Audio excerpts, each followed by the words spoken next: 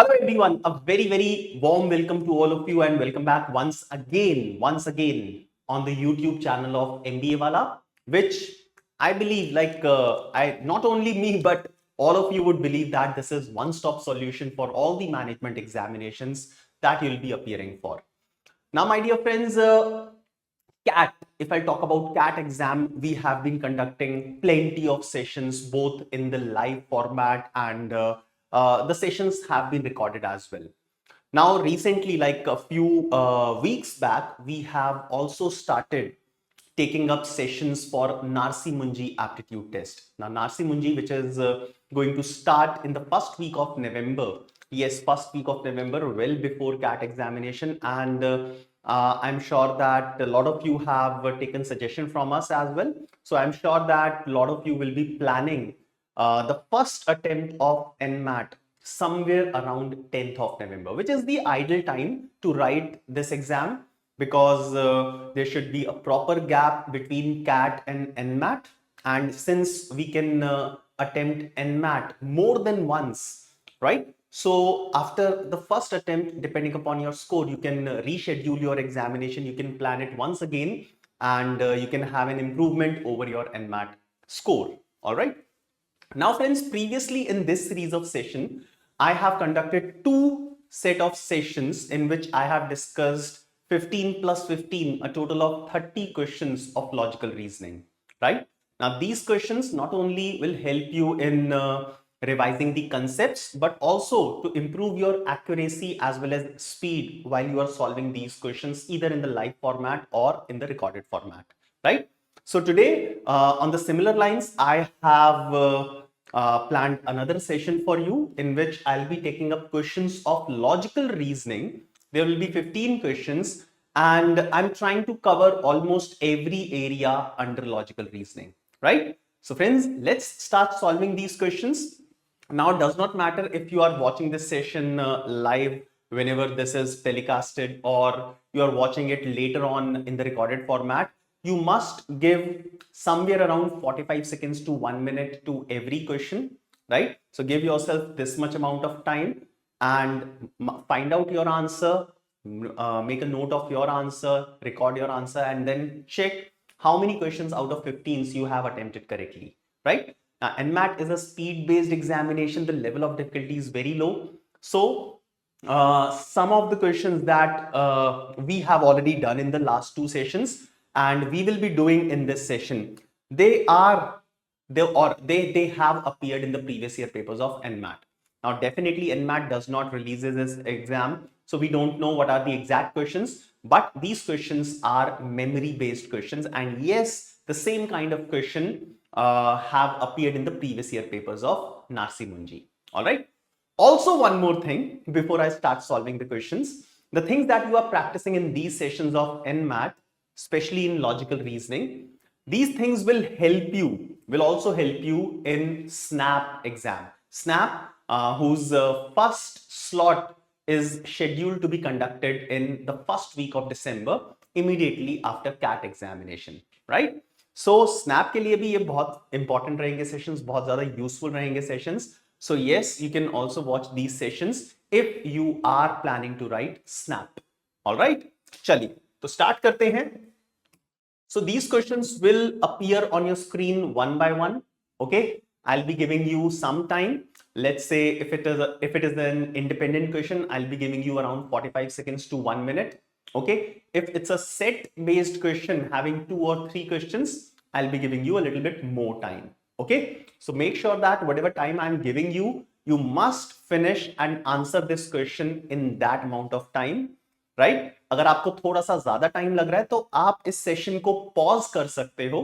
ठीक है, पॉज कर दो and then find out the answer and then cross check with the answer that I am going to calculate. Okay, चलिए. So friends, all the very best. First question on your screen on calendars पे first question है. Now not only the final answer, also look at the method that I'm using to find out the answer of these questions. Okay, so जिन भी students ने OMETS की classes attend कर ली हैं, OMETS other management entrance test, so I have covered all these areas, all these topics in those classes, and I have taught shortcut methods, or alternate way, faster way of solving the questions in those classes. So I'll be using those methods to solve questions in today's class. So if 1st of March 2017 was a Wednesday, then what was the day on September 1, 2024? All right, people. So now the concept that will be used is the concept of finding the number of odd days, right? A method that I'll be using. So I'll be breaking this entire question in two parts. First of all, I'll go from 1st of March to 1st of September, find out the number of odd days. And in the second step, I'll change the year from 2017 to 2024. Okay. Now, while I'll be calculating the number of odd days, the method that I use, जो method मैं use करता हूँ, that is, first of all, I'll write as much less as possible. जो rough work है ना, वो मैं कम से कम करूंगा, ठीक है? Odd days कैसे calculate करते हैं? 7 से divide करके, 7 से divide करके जो भी remainder आता है, तो वो remainder जो होता है, वो number of odd days होता है. ऐसा क्यों होता है? अब ये basic classes में बताया हुआ है. Right? So you must watch all those basic classes that I have taken on OMETS.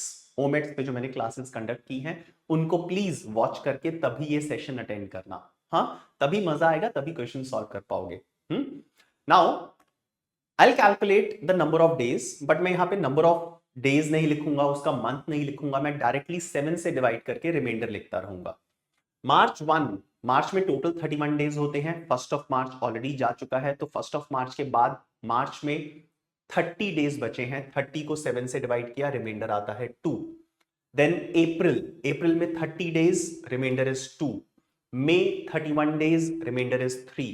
June, July, August. September only 1 day because I have to go till 1st of September, so September में 1 day, right? अब यहां पे भी जो भी 7 के groups बन रहे हैं, this is making a 7. 3 + 3 + 1 is a 7 and 2 + 2 + 3 is also a 7. Cancel out हो जाएगा, तो नंबर ऑफ ऑड डेज कितने हो गए? +2, राइट? सो मैं यहां पे लिख दूंगा +2 when I am going from 1st of March till 1st of September. ठीक है? Now the second part of this question, 2017 से मुझे जाना है 2024 पे. So 2017 से 2024 पे जाने के लिए कितने years ऐड किए हैं? 7 years. Out of these 7 years, there are 2 leap years. Leap लिख देता हूं मैं यहां पे. लीप ईयर्स कितने हैं? 2 हैं. Okay. Every leap year has 2 odd days. अब लीप ईयर कौन कौन से हैं? 2020 एंड 2024, 2 लीप ईयर हैं. प्लस रिमेनिंग 5 नॉर्मल ईयर्स हैं. Every normal year has 1 odd day. So total number of odd days कितने हो गए? 9 को 7 से डिवाइड करेंगे, रिमाइंडर यहां पे भी 2 आ जाता है. ओके.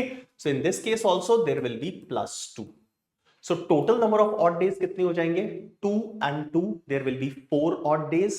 आंसर क्या होगा? वेंसडे में 4 ऐड कर दो, so Wednesday +4, answer will be Thursday, Friday, Saturday, Sunday. तो संडे.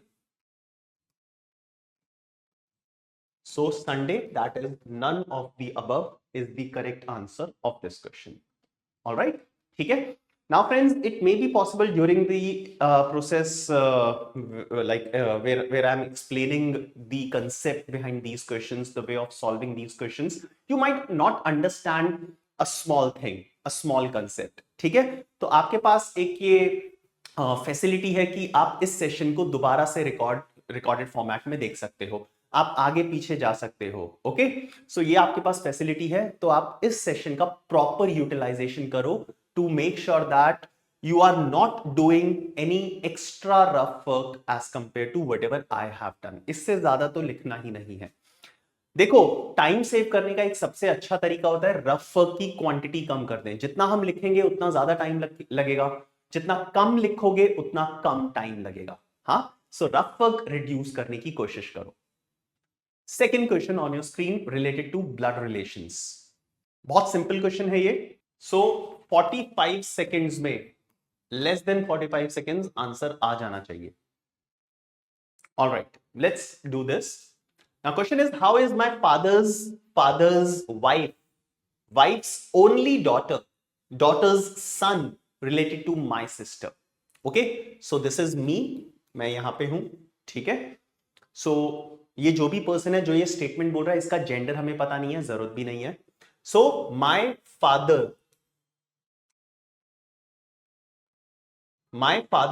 फादर, सो इसका भी फादर, उसकी वाइफ, दैट मीन्स ये कौन हो गई, मेरे फादर के फादर की वाइफ मेरी ग्रैंड मदर हो गई, मेरे फादर की mother, my paternal grandmother. Okay, इसकी only daughter, so only daughter, right. So इनकी डॉटर, ये इनका सन है, ये इनकी डॉटर है, तो ये दोनों ब्रदर सिस्टर हो गए. डॉटर का सन, इसका सन, तो ये मेरा कजन हो गया. मतलब मेरे फादर की सिस्टर का बेटा, मेरे फादर की सिस्टर का बेटा मेरा क्या होगा, मेरा कजन हो जाएगा. और मेरी सिस्टर, ये मेरी सिस्टर है, तो मेरा कजन है तो मेरी सिस्टर का भी कजन ही होगा ये. So answer will be cousin, that is option D. So option D is the correct answer. ये बहुत सिंपल क्वेश्चन था, लेस देन 45 सेकेंड्स में हो जाना चाहिए. Even 30 seconds I believe is more than enough. Next question. Once again ये देखने में थोड़ा डिफिकल्ट लगेगा, बट एक्चुअली में बहुत इजी क्वेश्चन है. Okay, so 60 seconds, not more than that for this question. 60 second से ऊपर का क्वेश्चन नहीं है ये.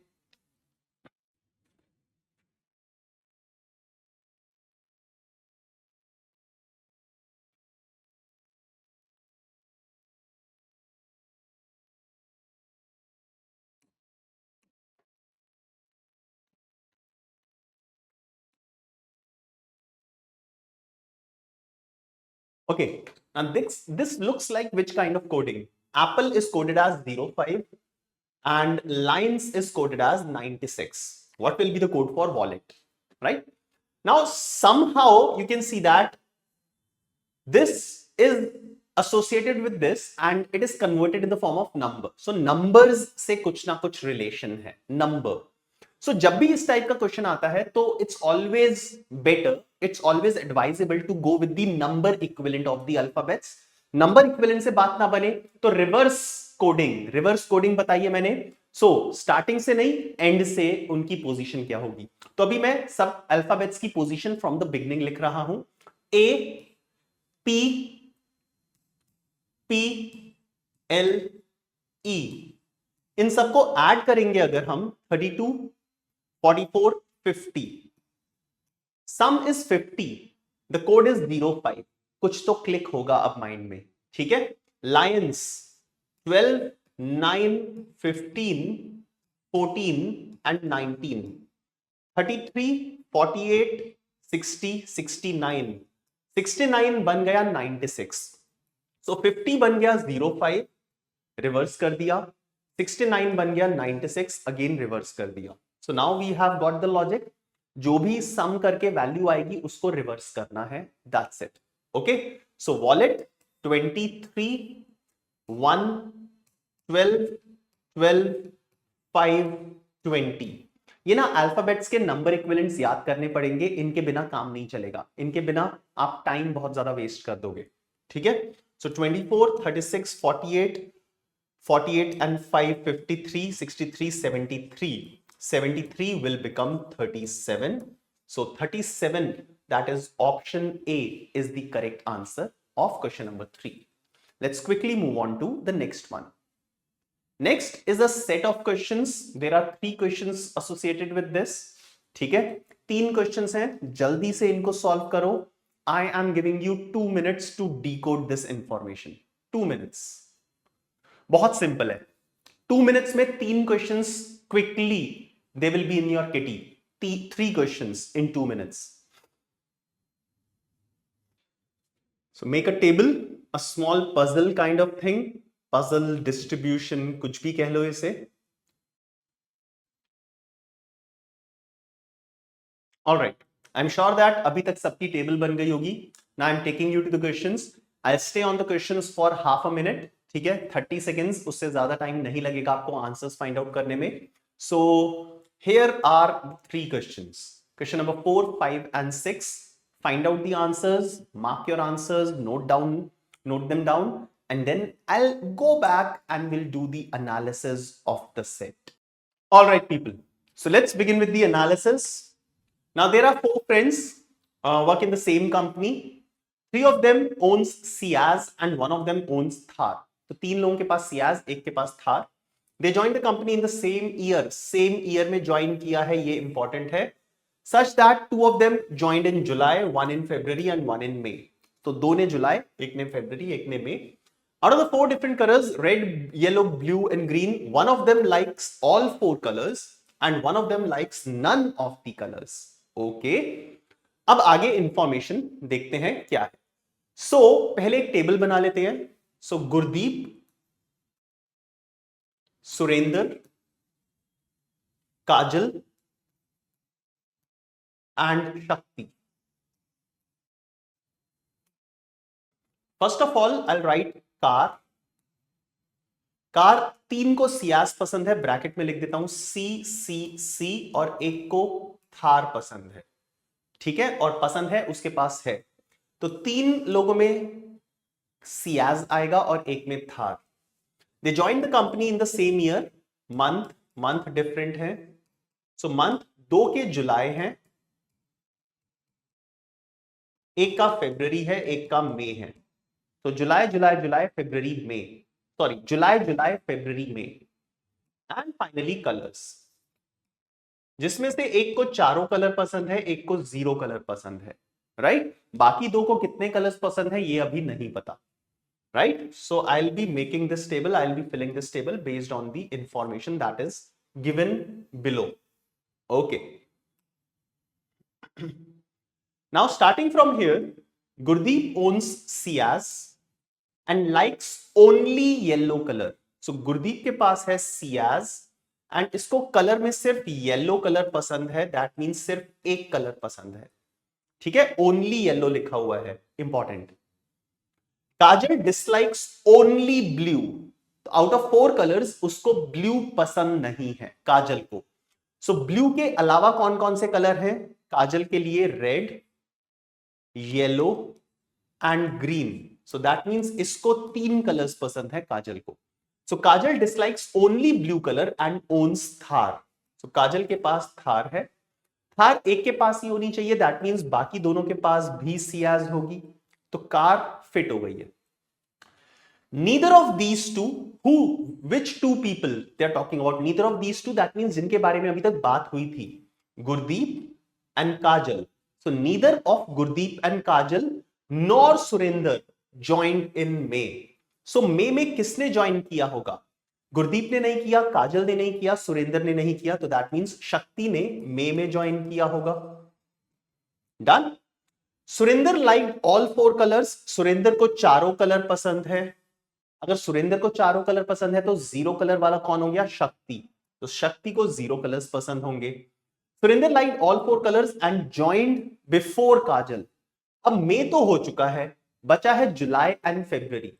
तो अगर सुरेंद्र ने काजल से पहले ज्वाइन किया है तो दैट मींस सुरेंद्र ने फरवरी में ही ज्वाइन किया होगा, जुलाई में नहीं किया होगा. So Surendra will join in February and the other two will join in July. And this is the table, completed table. So questions एक एक करके देखते हैं. Who likes red color? अब रेड कलर किस किस को पसंद है? ओनली रेड नहीं लिखा हुआ. सो रेड कलर सुरेंद्र को चारों कलर पसंद है, काजल को रेड भी पसंद है. तो it must be Surendra and Kajal. So answer में आ जाएगा Surendra and Kajal. Option B is the correct answer. Who dislikes all colors? ऐसा बंदा जिसको जीरो कलर्स पसंद है. तो सबसे नीचे it is Shakti. So Shakti, which option? Option D is the correct answer. And third question, who joined the company in February? फरवरी में किसने ज्वाइन किया है?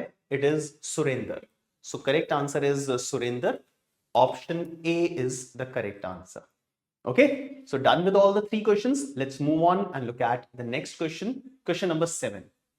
अब ये इस टाइप का क्वेश्चन है, अगर हो जाएगा तो 30 सेकेंड्स में हो जाएगा, नहीं होने को ये 2 मिनट 3 मिनट में भी नहीं होगा. तो इस टाइप के क्वेश्चंस के लिए क्या करना चाहिए, आपको एक थ्रेशोल्ड टाइम सेट करना चाहिए, हाँ, कि 30 seconds, 45 seconds, maximum 1 minute. 1 minute में अगर क्रैक नहीं किया तो नेक्स्ट क्वेश्चन पे जाएंगे, इस पे ज्यादा टाइम वेस्ट नहीं करेंगे। तो मैं क्या बोलता हूं, 45 सेकेंड्स लॉजिक क्रैक कर जाना चाहिए। इस टाइप का एक दो क्वेश्चन हमने क्लास में भी किए हैं। Okay, let's have a look at the logic. 2 से 1 पे जाना है तो -1 कर सकते हैं या फिर हाफ कर सकते हैं। सो 2 मल्टीप्लाई हाफ इज 1। 1 से 2 पे जाना है तो मल्टीप्लाई 2, बट लॉजिक नहीं लगेगा। सो मल्टीप्लीकेशन की जगह अगर मैं +1 करता हूं,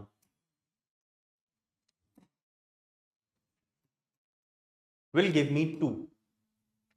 देन 2 में मल्टीप्लाई 1.5 करेंगे तो 3 आ जाएगा। 3 में +2 करेंगे तो 5 आ जाएगा। लॉजिक दिख गया होगा। Look at these with their science.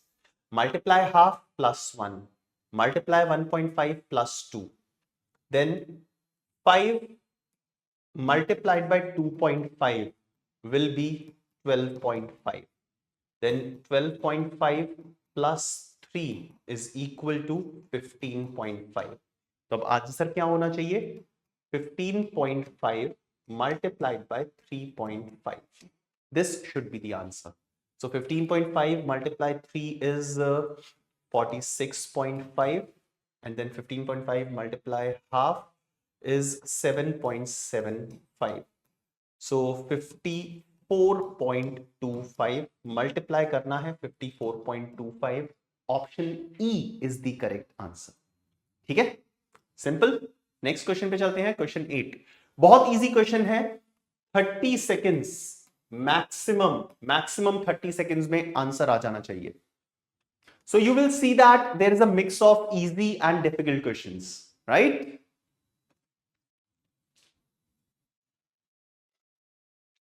So find the wrong term in the series।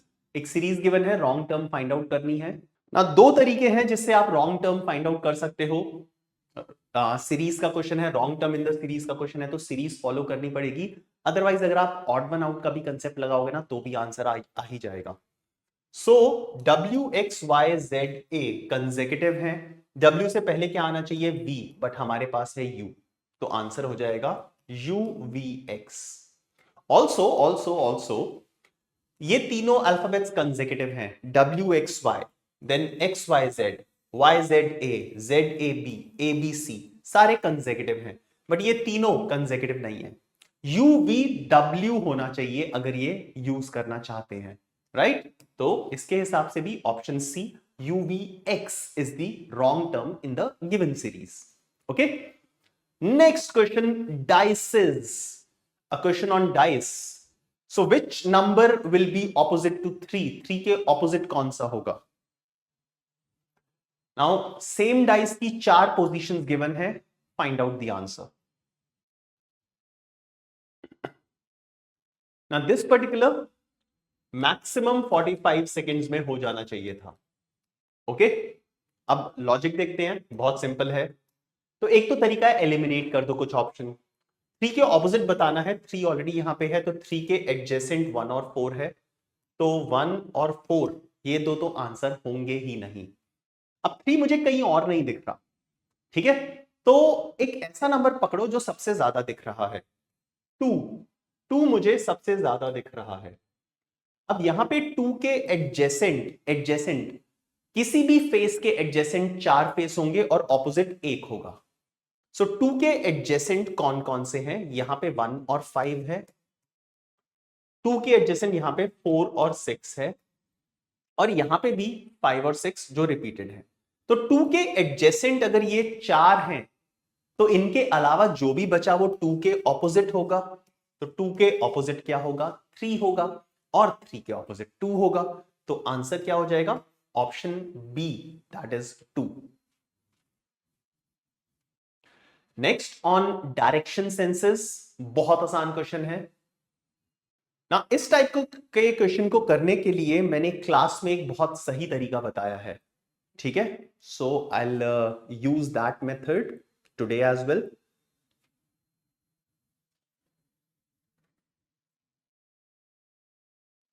I will use that method. ये क्वेश्चन 20-25 सेकेंड्स में हो जाना चाहिए। मैं आपको थोड़ा सा ज्यादा टाइम दे रहा हूं।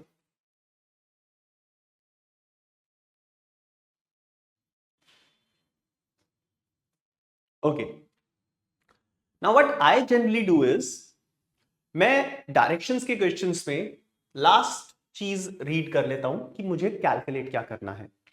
Do I have to calculate the direction of final point with respect to initial point, या फिर initial point with respect to final point?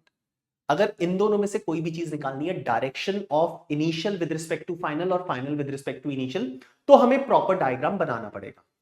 ठीक है, this is point number 1। Second thing, अगर हमें डिस्टेंस फाइंड आउट करना है, shortest distance between initial and final point, तो भी हमें प्रॉपर डायग्राम बनाना पड़ेगा।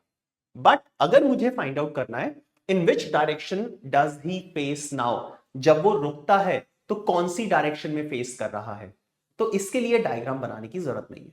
This is what they are asking. ठीक है, तो यहां पे आपको क्या करना चाहिए, he started in south west direction, इसको मार्क कर लो। साउथ वेस्ट से स्टार्ट किया, अब साउथ वेस्ट से स्टार्ट करके डिस्टेंस इंपॉर्टेंट नहीं है, he turns 270 degrees clockwise. So clockwise को आप पॉजिटिव एंड एंटी क्लॉकवाइज को नेगेटिव, ये चीज अज्यूम कर लो।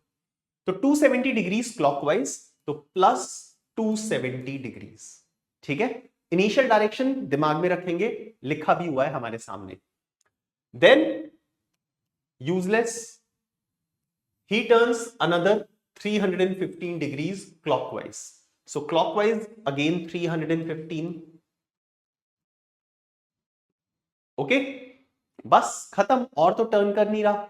अब इसके बाद भी एंटी क्लॉकवाइज क्लॉकवाइज अगर टर्न कर रहा होता तो clockwise positive, anti clockwise negative, ऐसे करते रहो करते रहो करते रहो। अब इन दोनों को अगर मैं ऐड करता हूं, इन दोनों को ऐड किया, 585 डन, 585 डिग्रीज आता है। अब हमें ये तो समझ में आता है ना, 360 के बाद वही चीज रिपीट होना शुरू हो जाती है, तो 585 में से 360 माइनस कर दो। ओके, सो 25, 225 बचा। साउथ वेस्ट से 225 डिग्रीज आप टर्न कर लो। 225 पॉजिटिव आया है तो क्लॉकवाइज डायरेक्शन में टर्न करना है। तो साउथ वेस्ट कहां पे होती है, साउथ वेस्ट ये होती है। 225 क्लॉकवाइज करेंगे अगर हम, सो 180 क्लॉकवाइज ऑपोजिट आ जाएगा। ठीक है, अनदर 45 डिग्रीज क्लॉकवाइज ये डायरेक्शन आ जाएगी। ओके, सो आंसर क्या हो जाएगा, answer will be east, that is option C. So ये fastest, shortest and easiest method है इस टाइप के क्वेश्चन को करने का। Now next question, once again a set of 3 questions, set of 3 questions on circular tables, and ये थोड़ा difficult question है, थोड़ी सी प्रॉब्लम होने वाली है आपको। हाँ, डिफिकल्ट क्वेश्चन है। सो अगेन मैं आपको 2.5 मिनट्स दे रहा हूं, आप डायग्राम ड्रॉ करो and then I take you to the questions. ना एक प्रॉब्लम होगी आपको, जो जब क्वेश्चंस देखोगे ना तब समझ में आएगी आपको। ठीक है, सो ये जेन्युइन क्वेश्चन है, बहुत मजेदार क्वेश्चन है, एंड इस क्वेश्चन से आपको काफी चीजें सीखने को भी मिलेंगी। ओके, चलिए, सो क्वेश्चंस पे चलते हैं। क्वेश्चंस थोड़ा सा एक्स्ट्रा टाइम दूंगा मैं।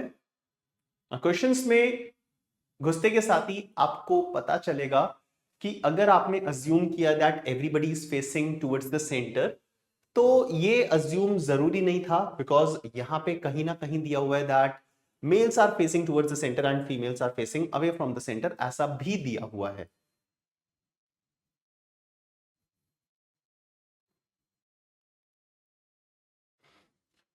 So according to the directions, now find out your answers.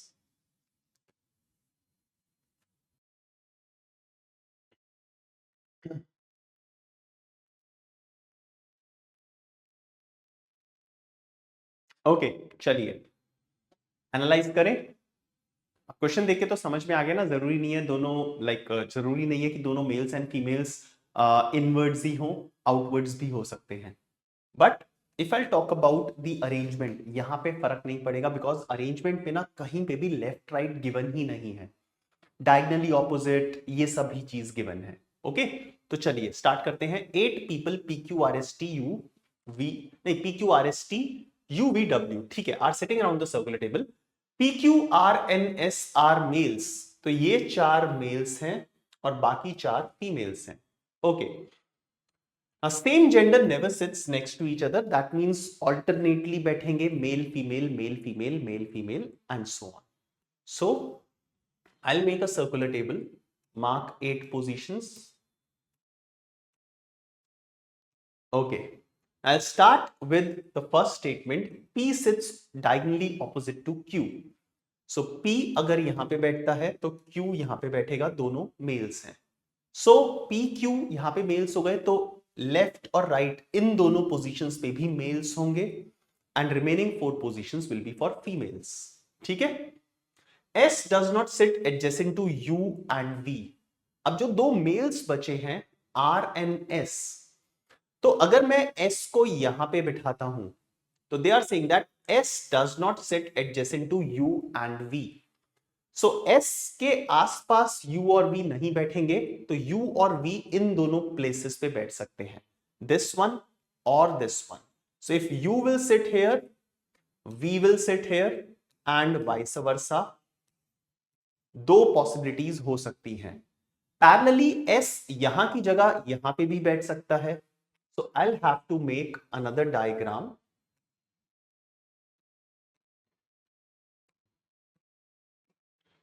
P, Q, S and R, right? Same U और V, कॉरस्पॉन्डिंगली V और U, ठीक है। सो एक केस यहां पे बना, उसके कॉरस्पॉन्डिंग 2 केसेस, देन एक केस यहां पे बना, उसके कॉरस्पॉन्डिंग 2 केसेस। अब आगे चलते हैं। U sits diagonally opposite to T, तो अगर U इधर बैठा है तो T इधर बैठेगा, right? And remaining person W इधर बैठेगा। अदरवाइज यहां पे W और यहां पे T। So another 2 cases, right? इस U के कॉरस्पॉन्डिंग यहां पे तो 2 केसेस यहां पे आ गए। सेम U के कॉरस्पॉन्डिंग U के ऑपोजिट T और यहां पे W और T. So in total we have 2 plus 2, 4 cases with us. All right. अब चेक करते हैं आंसर्स क्या क्या होंगे क्वेश्चंस के। So question number 1, if everyone is facing towards the center and Q is sitting to the immediate left of T. Q is sitting to the immediate left of T. So check करते हैं कौन से case में Q is immediate left of T. So T अगर यहां पे होगा सो immediate right है, ये नहीं होगा ये केस। अदरवाइज T यहां पे है तो भी Q इसके इमीडिएट लेफ्ट में नहीं है। T अगर यहां पे होगा तो Q is immediate left, yes. तो यहां पे ये वाला केस जो मैंने रेड कलर से मार्क किया है, हम इस चीज को कंसिडर करेंगे। इसके according, I am sorry, answer Who is sitting immediate right of W? Immediate right of W कौन है? So अगर W यहां पे बैठेगा तो immediate right of W is P. So P will be the correct answer of this question. Okay? Second question. If P sits adjacent to Q, then who among the following sits adjacent to V? So if P sits adjacent to Q, T sits adjacent to Q, ये वाला case तो consider करना है। एक और case आ जाएगा T sits adjacent to Q, सो यहां पे भी ये चीज आ जाएगी, ठीक है। Then question is who among the following sits adjacent to V? So adjacent to V, so V इस केस में यहां पे है, एक सेकेंड, यहां पे R को बिठाना था। सो V के adjacent Q and R, यहां पे भी V के adjacent Q and R. So in both cases Q and R both will be adjacent to V. So Q भी ऑप्शन में है, R भी ऑप्शन में है, तो आंसर क्या हो जाएगा? More than one of the following, ठीक है। नेक्स्ट क्वेश्चन, तो एक बार डायग्राम पे चले जाते हैं एंड ये रेड कलर के मार्क्स हटा देता हूं मैं।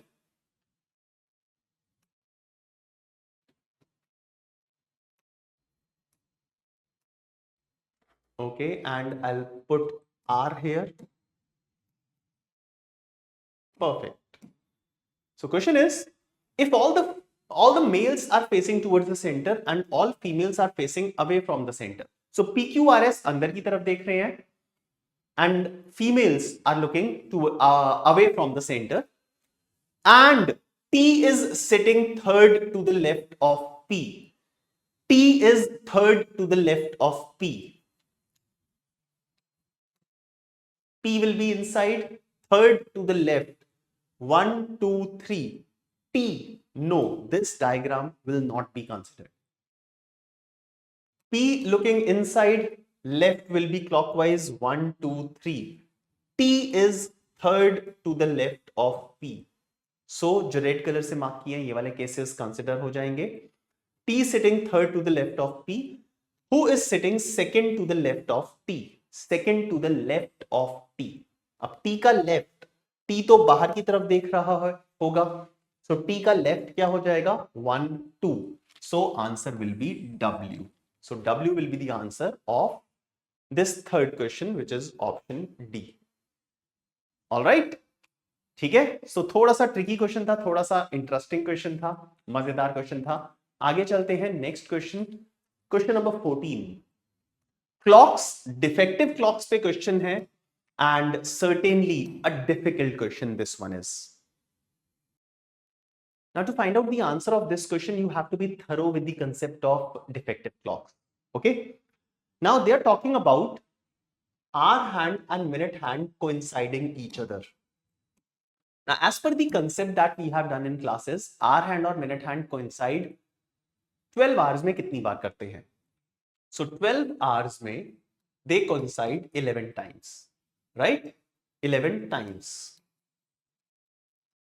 So, one time in how many minutes or in how many hours they will coincide consecutively, right? So, 11 times 12 hours में करते हैं तो every time they will coincide in 12 upon 11 hours. 12 upon 11 hours को minutes में अगर convert करेंगे 12 into 60 upon 11, right? ठीक है? And that is 720 upon 11. If I'll convert it in mixed fractions, 6, 66, 60, 5, 5 by 11. 65 5 by 11 minutes बाद coincide करेंगे. ठीक है? Now, obviously, इतने में करना चाहिए बट इतने में कर रहे हैं तो that means थोड़ा सा फास्ट चल रही है घड़ी, तो गेन कर रही है टाइम, राइट? सो कितना टाइम गेन कर रही है? सो कितना टाइम गेन करेगी? Which will be the difference of these two. करना चाहिए इतने में 720 अपॉन 11, कर रही है 64 में, तो इन दोनों का डिफरेंस कितना हुआ? 720 upon 11 minus 64, that is 720 minus 640, 704 upon 11, that is 16 upon 11. So it is gaining 16 upon 11 minutes in every 64 minutes. Every 64 minutes में इतना टाइम गेन कर रही है. ठीक है, तो 64 मिनट्स में अगर वो 16 अपॉन 11 मिनट्स गेन कर रही है तो 1 मिनट में कितना करेगी? 16 अपॉन 11 डिवाइडेड बाय 64, एंड हमें कितना निकालना है? पर डे का गेन निकालना है. सो 1 day, so one step by step करते हैं. तो 1 मिनट में कितना गेन करेगी? 16 अपॉन 11 डिवाइडेड बाय 64. कितना टाइम 1 मिनट में गेन करेगी? 1 day, that means 24 hours. 24 multiply 60 minutes में कितना टाइम गेन करेगी? इस चीज को 24 इंटू 60 से मल्टीप्लाई कर दो. 16 upon 11 into 64 multiplied by 24 into 60. अब बस इसको सॉल्व करना है हमें.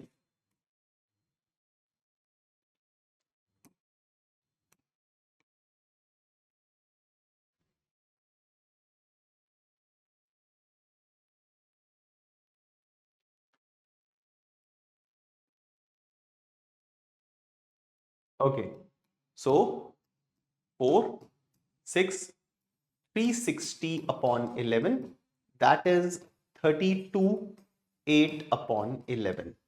So 32 8 upon 11, option C will be the correct answer. अब इस चीज को आराम से दोबारा से देखना, बहुत इंपॉर्टेंट कंसेप्ट है, क्वेश्चन आ सकता है, डिफिकल्ट नहीं है बट एक बार समझ में आना चाहिए. Okay, now let's move on towards the last question. Last question is from your favourite topic. Yes, which one is this? This is input output sequences and unfortunately एक ही क्वेश्चन है इसके ऊपर.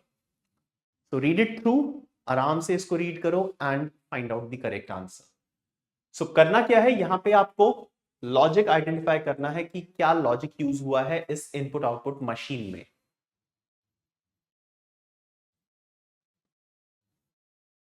ओके, बहुत सिंपल सा logic use हुआ है. First of all, जो भी आप ये वर्ड्स देख रहे हो एंड फाइनल आउटपुट में words, so they are arranged reverse alphabetically. Okay, तो cylinder C F M S V Z. So dictionary के अगेंस्ट, लाइक सबसे लास्ट वर्ड पहले, फिर V, फिर S M F C, इस तरीके से अरेंज किया गया है यहां पे. अब मेथड क्या यूज किया गया? This is the input, right. अब इनपुट में सबसे पहला C को ढूंढा गया, सिलेंडर, C से स्टार्ट होने वाला वर्ड सिलेंडर, वो सबसे आगे आ गया और सारे शिफ्ट हो गए. देन C के बाद, उसके बाद F सबसे आगे आ गया, C शिफ्ट हो गया और सारे शिफ्ट हो गए, राइट. तो F और C अरेंज हो गए. अब इसके बाद मिरर M को चूज किया, M सबसे आगे आ गया. सो सबसे पहले सबसे पहला, सबसे इनिशियल अल्फाबेट जो भी सबसे पहले शुरू हो रहा है वर्ड, वो सबसे पहले आ जाएगा. फिर सेकंड वाला उसके आगे आ जाएगा, थर्ड वाला उसके आगे, फोर्थ वाला उसके आगे and so on. So basically मतलब क्या है, हमें सिर्फ फर्स्ट अल्फाबेट से मतलब है. ओके, सो इनपुट हमारा क्या है? O S B Y T P. now step 1 में क्या होगा? इनमें से सबसे पहला अल्फाबेट कौन सा है? B. सो B सबसे आगे आ जाएगा और सारे आगे की तरफ शिफ्ट हो जाएंगे, राइट. पूरा लिखने की जरूरत ही नहीं है. सेकंड में क्या होगा? अब B अगर यूज हो चुका है, B के बाद क्या आता है? O. सो अब O कहां पे है? B O S Y T P, ये अरेंज हो चुका है, तो अब O सबसे आगे आ जाएगा. सो O B S Y T P इस तरीके से अरेंज हो जाएंगे सेकेंड स्टेप में. थर्ड स्टेप में O के बाद क्या आता है? P. सो P O B, ये अरेंज हो जाएंगे. सो O भी हो गया, P भी हो गया, राइट. अब P के बाद क्या आता है? S. सो फोर्थ स्टेप में S P O B. S के बाद क्या आएगा?